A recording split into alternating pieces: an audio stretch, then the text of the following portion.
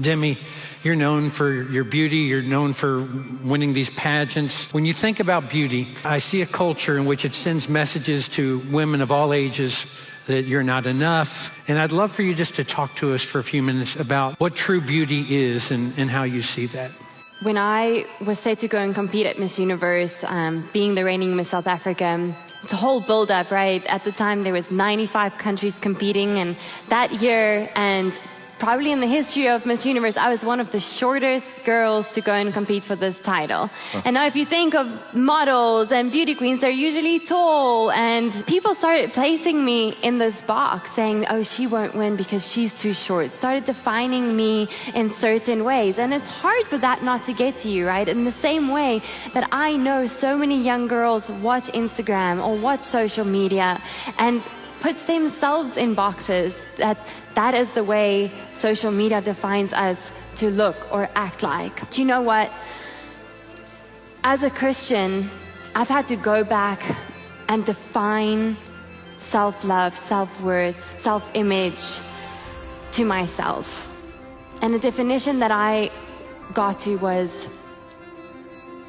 as a Christian, I need to have confidence in who God says I am. Not self-confidence, but God confidence. That's good.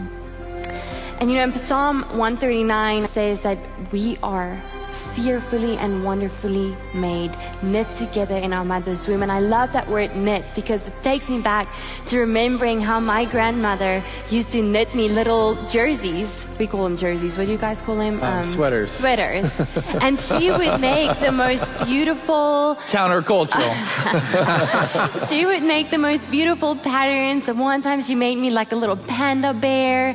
And we were on holiday together, and she spent days just sitting there knitting that jersey, pulling it out, redoing it, wanting to make sure that it's perfect, that that pattern she's creating on that sweater is perfect.